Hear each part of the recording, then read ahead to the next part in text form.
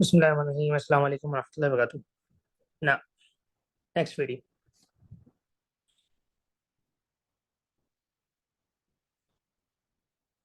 अब वो क्लास में फंक्शंस बहुत डिटेल बढ़ा दिया गया है कि भाई कॉम्पोजिट फंक्शन बढ़ा दिया, इनवर्स फंक्शन बढ़ा दिया, एक्स वैल्यूज प्लेस करना सिखा दी। रेंज डोमेन बच्चों को लगता है बहुत मुश्किल पार्ट है, बहुत मुश्किल है। रेंज डोमेन मुश्किल से आपको मैक्सिमम 3 से 4 मिनट लगेंगे मैक्सिमम। छोटी छोटी चीज़ों की रिकॉर्डिंग कर रहा हूँ, वो आपको अपलोड करके दे दें ताकि आपको ना चीज़ें आसान लगें। सही है। अब देखिएगा बेटा, ऑलरेडी आपने किया हुआ है लेकिन आपने इस नाम से नहीं किया, बताओ आपको घबराहट होती है। अब देखो, मैं आपको समझाता हूँ। एक्स की वैल्यू जो होती है ना, एक्स की वैल्यू उसको हम बोलते हैं डोमेन, और वाई की वैल्यू को क्या बोलते हैं, रेंज। सही है। एग्जाम्पल समझाता हूँ। एफ एक्स का एक फंक्शन है 4x-2।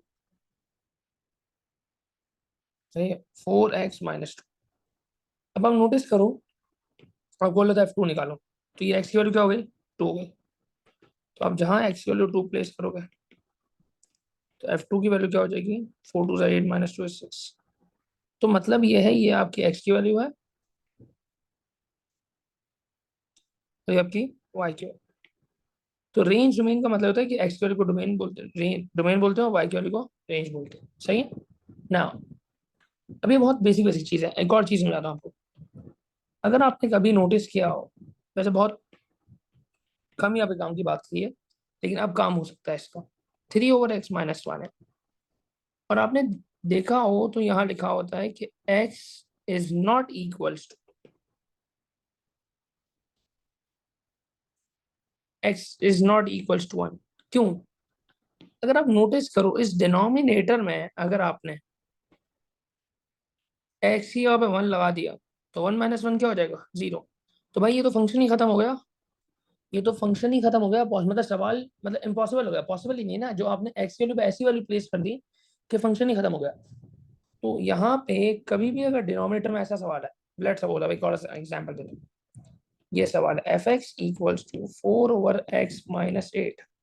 अब आप नोटिस करो, यहाँ पे x की वैल्यू अगर आपने बाय चांस यहाँ लिखा हुआ होगा x is not equal to 8, अल्लाह ना, अगर आपने यहाँ x की जगह 8 लगा दिया तो भाई ये तो फंक्शन ही खत्म हो जाएगा, पॉसिबल ही नहीं है।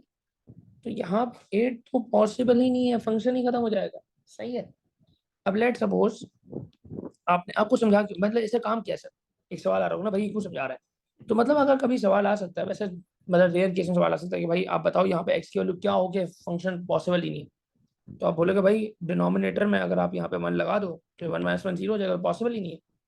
यहाँ पे एक्स 8 लगा दो तो भाई ये 8 पॉसिबल नहीं है, इसके अलावा कुछ भी लगा दो, इसके अलावा कुछ भी लगा दो, बस 8 पॉसिबल नहीं। सही है। अगर एक और एग्जाम्पल लेट से समझा देता हूँ। g(x) =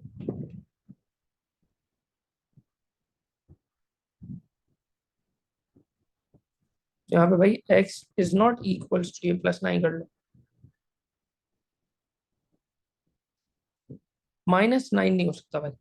अल्लाह ना, अगर आपने -9 लगा दी तो फंक्शन ही खत्म हो जाएगा। तो -9 कभी भी डिनोमिनेटर में सही है। तो वैसे ही रेंज डोमेन का पार्ट है, तो आप एक्स की वैल्यू को डोमेन बोलते हैं और वाई की वैल्यू को रेंज बोलते हैं। सवाल कैसे आ सकता है, एग्जामिनर बोलेगा जी एक्स का एक फंक्शन है, the domain of g x is this. अभी एक्स की वैल्यूज है भाई, इस सवाल को एग्जामिनर यूं बोलता हुआ आया है, f-4, g-4। तो ये एक्स की वैल्यू होती है, मतलब इसका मतलब बात ही की है। g1 बोल देता, बात ही की है। g3 बोल देता, बात ही की है। एक्स की वैल्यू को डोमेन बोलते हैं। अब एग्जामिनर ने नाम से दे दिया, तो आपको रेंज निकालनी, तो जो आप -4 लगा देते वो रेंज ही आती थी। 1 लगा देते एक्स की वैल्यू, वो रेंज आएगी। फिर 3 लगाने के बाद जो वैल्यू आएगी वो वाई की रेंज होगी, वो रेंज होगी। तो आपको कुछ नहीं करना था, तो समझाने का रेंज में, तो रेंज में कुछ नहीं है।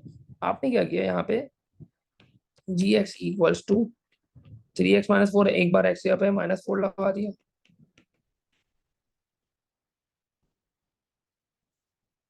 -12 -4, तो g-4 की वैल्यू क्या होगी, -16। अब एक बार आप प्लेस करोगे,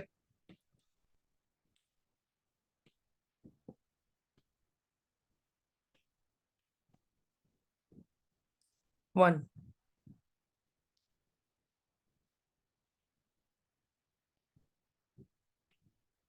g1 की वैल्यू क्या हो जाएगी,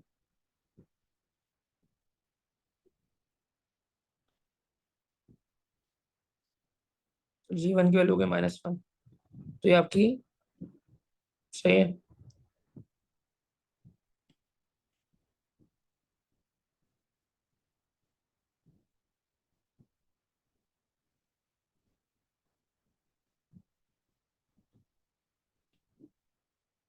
G3 की वैल्यू क्या हो गई 5, तो आपकी रेंज क्या हो गई -16, -1 और -5। सिंपल। तो ये आपकी एक्स की वैल्यूज थी, आपने फंक्शन प्लेस कर दी 1 बाय 1, अब कैसे रेंज आ गई, खत्म। अब एक सवाल मैं दे रहा हूँ, आप कमेंट सेक्शन में इसका आंसर लिखेंगे। अगर आपके पास एफ एक्स है,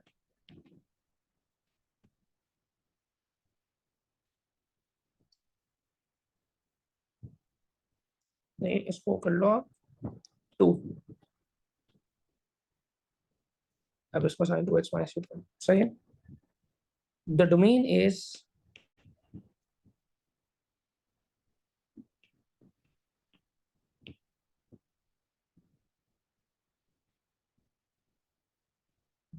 -1 8, फाइंड द रेंज। क्यों बेटा, सिंपल वैल्यूज प्लेस करने के बाद -1 8 और 3 आंसर आ जाएगा, आपकी रेंज हो जाएगी।